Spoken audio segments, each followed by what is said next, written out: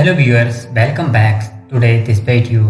आज हम एक ऐसे वीडियो को फिल्म के रूप में देखेंगे जिसमें आपको एक फिल्म में दो स्टोरी देखने को मिलेंगी। इस वीडियो का टाइटल है लॉस्ट स्प्रिंग, जिसको लिखा है अनीश जंग जी ने।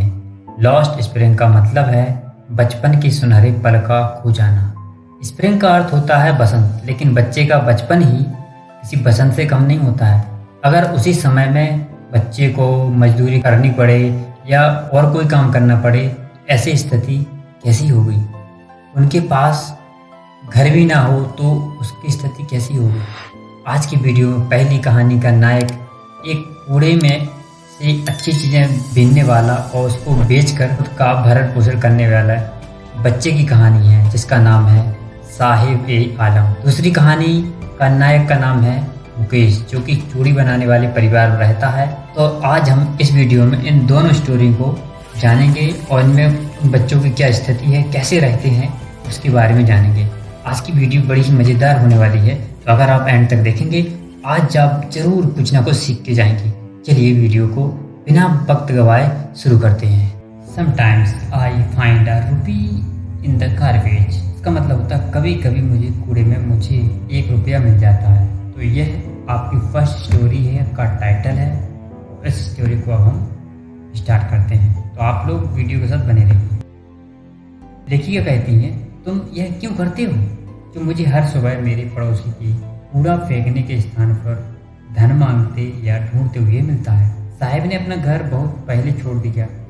ढाका के हरे भरे खेतों में स्थित अपने घर की उसे दूर दूर तक कोई स्मृति नहीं है। उसकी माँ उसे बताती है कि बड़े बड़े तूफान आते थे और उनके खेतों और घरों को बहा ले जाते थे।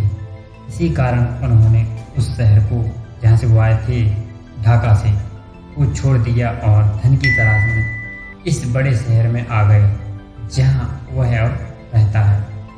मेरे पास करने को इसके अलावा और कुछ नहीं है, वह बोलता है। निगाह बचाते हुए वह बुदबुदाता है। तो लेखिका कहती है, स्कूल जाया करो। मैंने बड़ी चतुराई के साथ कहा और तुरंत ही यह महसूस किया कि मेरी सलाह कितनी खोखली लगी होगी कि जो बच्चा रहने के लिए घर नहीं है, खाने के लिए खाना नहीं है, वो बच्चा भला कैसे विद्यालय जा सकता है? मेरे पड़ोस में कोई स्कूल नहीं है। जवाब दिया, जब स्कूल बनाएंगी तब जाऊँगा। यदि मैं स्कूल शुरू कर दूँ तो क्या तुम आओगे? मैं थोड़े मजाक भरे अंदाज में उस बच्चे से पूछती हूँ। उसने कहा हाँ। वह खुलकर मुस्कुराती हुई कहता है। मैं कुछ ही दिन बाद देखती हूँ कि वह मेरे पास दौड़कर आता है। वह बोलता है, क्या आपका स्कूल तैयार हो गया है? जो मैं वास्तव में पूरा करना ही नहीं चाहती थी। ऐसा वायदा करने के कारण गिलानी से भरी मैं कहती हूँ, स्कूल बनाने में काफ़ी समय लगता है बेटा, किंतु मेरे जैसे वायदे उसके फीके संसार के हर कोने में भरे पड़े हैं। उसे महीनों जानने के बाद मैं उससे नाम पूछती हूँ। वह घोषणा करता है, साहिब ए आलम। वह नहीं जानता कि इसका अर्थ क्या होता है। अगर उसे इसका अर्थ संसार का मालिक पता लग जाए तो उसे इस नाम पर विश्वास करना मुश्किल हो जाएगा। अपने नाम के अर्थ से अनभिज्ञ वह अपने मित्रों के साथ गलियों में घूमता रहता है, जो नंगे पैरों वाले सड़कों की ऐसी फौज है जो सुबह के पक्षियों की भांति दिखाई पड़ते हैं और दोपहर में गायब हो जाते हैं। महीनों से मिलते रहने के कारण मैं उनमें से प्रत्येक को पहचानने लगी हूँ। मैं उनमें से एक से पूछती हूँ कि तुमने चप्पलें क्यों नहीं पहन रखी हैं? वह सीधा सा उत्तर देता है, क्या मेरी माँ ने उन्हें अटारी से नीचे ही नहीं उतारा है अभी तक? दूसरे बच्चे से पूछती हूँ जिसने बेमेल जूते पहन रखे हैं। वह कहता है, वह उतार भी दे वह उन्हें फेंक देगा। जब मैं इस बेमेल जूतों पर टिप्पणी करती हूँ तो वह अपने पैरों को इधर उधर घसीटता है और कुछ नहीं कहता। एक तीसरा लड़का जिसके पास जीवन में कभी जूते नहीं रहे कहता है, मुझे जूते चाहिए। देश भर में घूमते हुए मैंने शहरों में व गाँव की सड़कों पर बच्चों को नंगे पैर घूमते हुए देखा है। यह पैसों की कमी के कारण नहीं है, वरना नंगे पैर रहना एक परंपरा है। यह नंगे पैर रहने के औचित्य को सिद्ध करने के लिए एक स्पष्टीकरण है। मैं हैरान हूँ कि क्या सतत बनी रहने वाली गरीबी की दशा की व्याख्या के लिए यह एक बहाना तो नहीं है। मुझे एक कहानी और याद आती है जो उडुपी के एक आदमी ने एक बार मुझे सुनाई थी। जब वह लड़का था तब वह स्कूल जाते वक्त एक पुराने मंदिर के पास से गुजरा करता था जहाँ उसके पिता पुजारी थे। वह थोड़ी देर मंदिर पर ठहरता और एक जोड़ी जूते के लिए प्रार्थना करता था। 30 साल पश्चात मैं उसके कस्बे और मंदिर गई जो अब उजाड़ के प्रभाव में डूबा था। पिछवाड़े में जहाँ नया पुजारी रहता था लाल और सफ़ेद प्लास्टिक की कुर्सियाँ थीं।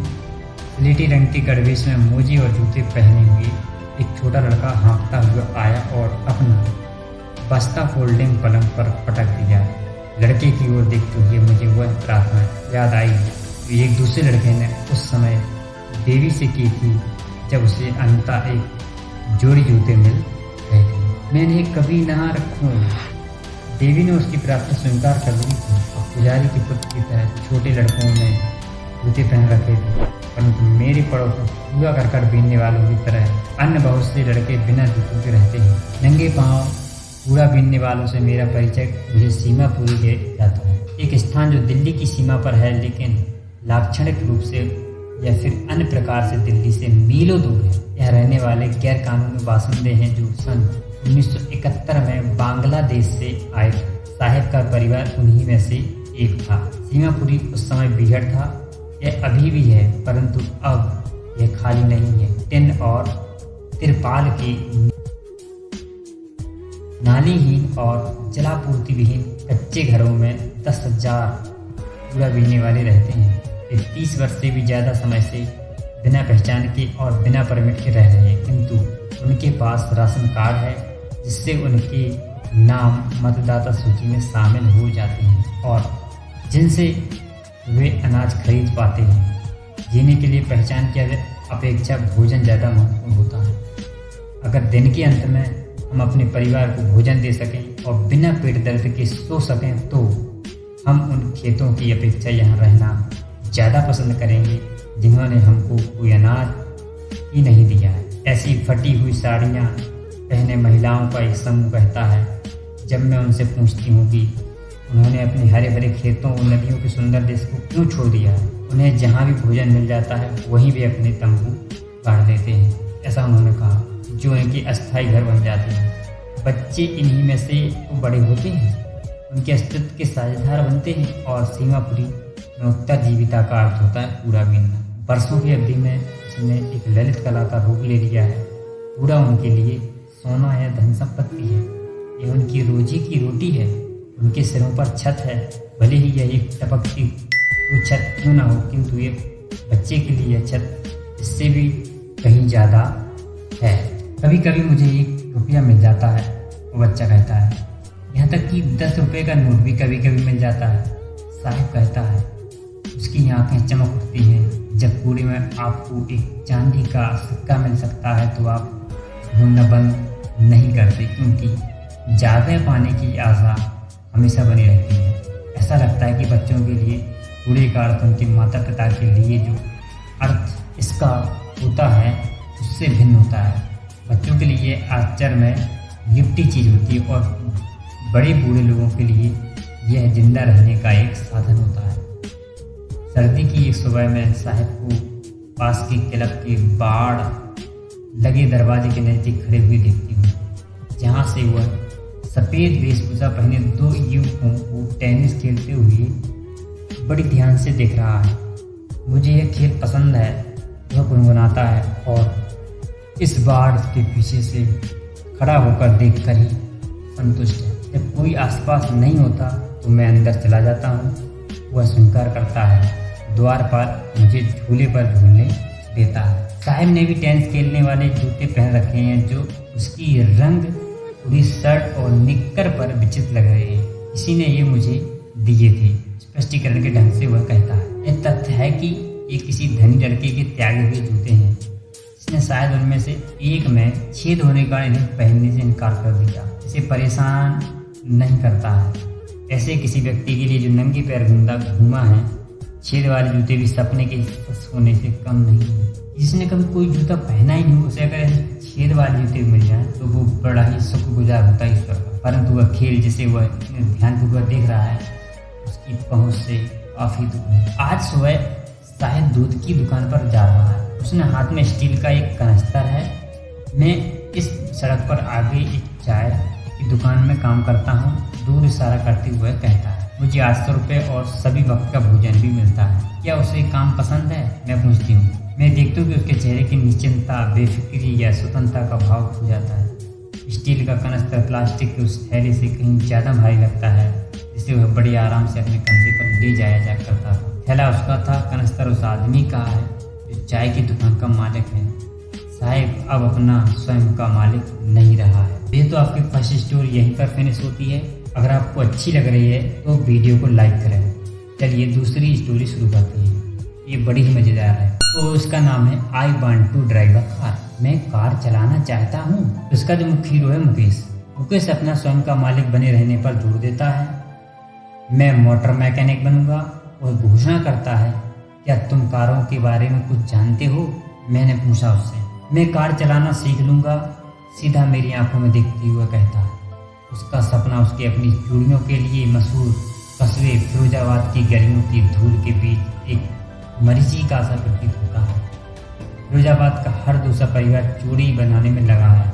यह भारत के कांच की आपूर्ति देने वाले उद्योग का केंद्र है, जहां परिवारों ने भट्टियों के आसपास काम करते हुए कांच तोड़ते हुए लगता है कि देश की सभी औरतों के लिए चूड़ियाँ बनाते हुए पीढ़ियाँ बिता दी हैं। मुकेश का परिवार उनमें से कोई नहीं जानता कि उन जैसे बच्चों का बिना हवा प्रकाश की अंधेरी गंदी कोठरियों, ऊंचे तापमान वाली कांच की भट्टियों पर काम करना गैरकानूनी है।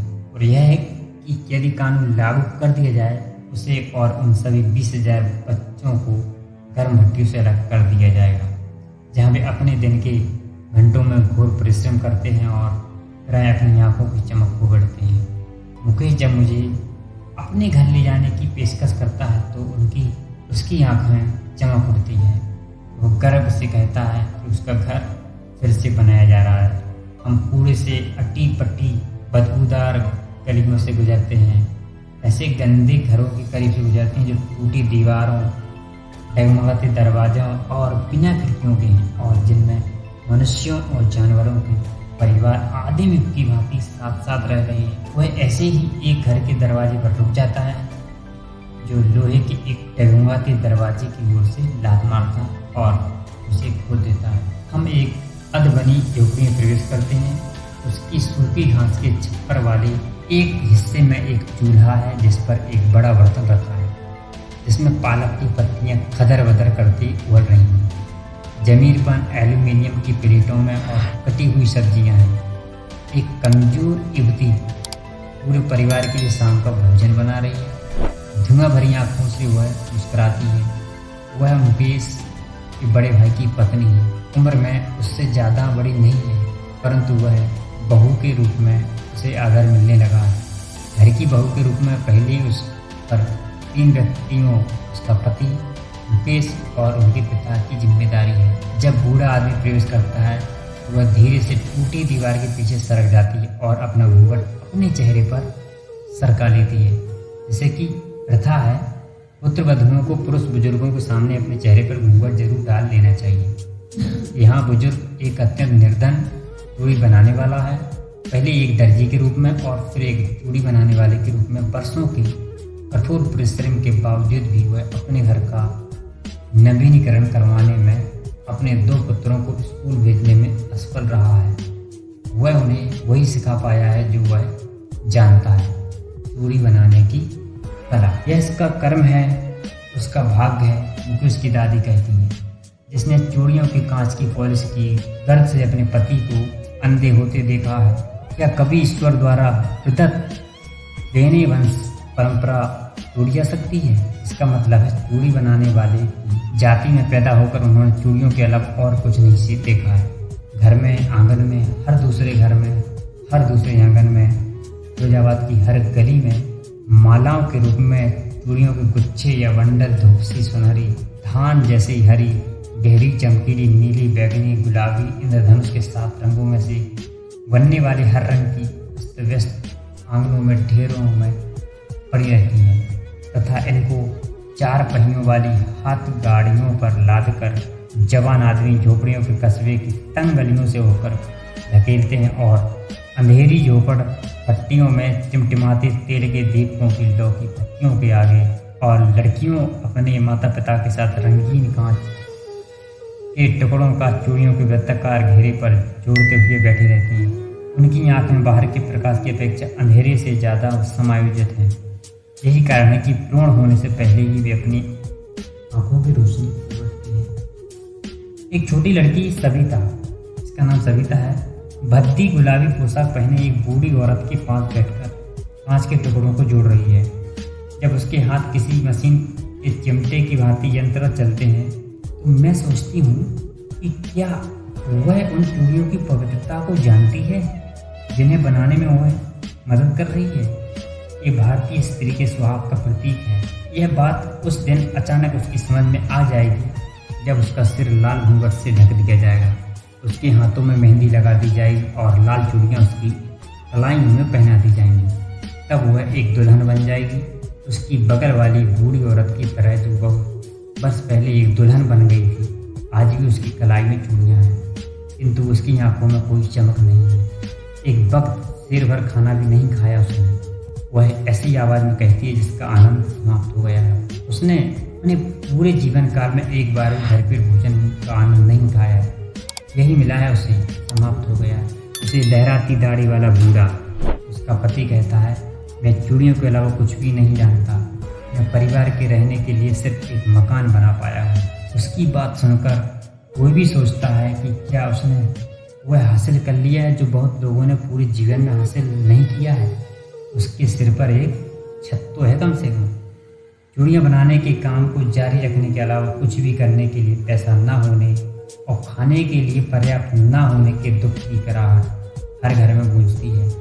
युवा लोग अपने बुजुर्गों के दर्द को ही प्रतिध्वनित करते हैं। ऐसा लगता है फिरोजाबाद में समय के साथ कुछ नहीं बदला है। चेतना को शून्य कर देने वाले वर्षों के परिश्रम ने पहल करने और सपने देखने की क्षमता को मार दिया गया। आप स्वयं ही एक सहकारी समिति क्यों नहीं बनाती हो? मैंने उनसे पूछा। मैं क्यों साथ एक समूह से पूछती हूँ जो ऐसे ही मध्यस्थों के कुचक में पड़ गए हैं जिन्होंने उनके पिताओं और पूर्वजों को जाल में फंसाया था। हम संगठित हो भी जाएं तो किसी गैर कानूनी काम के आरोप में पुलिस द्वारा हम ही न्यायालय में घसीटे जाएंगे, पीटे जाएंगे और जेल में डाल दिए जाएंगे। वे कहते हैं उनमें से कोई नेता नहीं है, कोई व्यक्ति नहीं है जो उन्हें अलग ढंग से देखने में मदद कर सके। उनके पिता उतने ही थके हुए हैं जितने वे स्वयं हैं। वे अनवरत कुंडली नुमा चट के समान बात करते हैं, बोलते हैं जो गरीबी से उदासीनता, उदासीनता से लालच और लालच से अन्याय तक पहुंचाते हैं। उनकी बात सुनकर मुझे दो अलग अलग संसार दिखाई देते हैं। एक तो ऐसे परिवार का जो गरीबी के जाल में फंसा है और अपनी जन्म की जाति के कलंक से दबा हुआ है। दूसरा साहूकारों, बिचौलियों, पुलिस वालों, कानून को लागू करने वालों, नौकरशाहों और राजनेताओं का कुचक। दोनों ने मिलकर बच्चों के ऊपर ऐसा बोझ लाद दिया है जिसे वह उतार नहीं सकता है। एहसास होने से पहले ही वह इसे उतने ही स्वाभाविक रूप से स्वीकार कर लेता है जितने स्वाभाविक रूप से उसके पिता ने किया था। कुछ हटकर करने का अर्थ होगा चुनौती देना, और चुनौती देना उसकी परवरिश का अंग नहीं है। जब मुझे मुकेश में इसकी झलक दिखाई देती तो मुझे खुशी होती है। मैं मोटर सुधारने वाला मिस्त्री बनना चाहता हूँ। वह दोहराता है, वह किसी गैरेज में जाएगा और सीखेगा, परंतु गैरेज उसके घर से बहुत दूर है। मैं पैदल जाऊंगा, वह जोर देकर कहता है। क्या तुम हवाई जहाज उड़ाने का सपना भी देखते हो? वह एकाएक चुप हो जाता है। नहीं, वह जमीन की ओर घूरते हुए कहता है। उसकी छोटी सी बुदबुदाहट में एक शर्मिंदगी का भाव था जो अभी तक पक्षपात में नहीं बदली। वह उन कारों के सपने देखने से संतुष्ट है जिन्हें वह अपने कस्बे की गलियों में तेजी से दौड़ते हुए देखता है। मुश्किल से ही कभी वायुयान फिरोजाबाद के ऊपर से उड़ते हैं। तो आपकी दूसरी स्टोरी इधर ख़त्म होती है। आपको कैसी लगी लाइक करें और कमेंट करके जरूर बताएं। अगर आप लोग नए हैं तो चैनल को सब्सक्राइब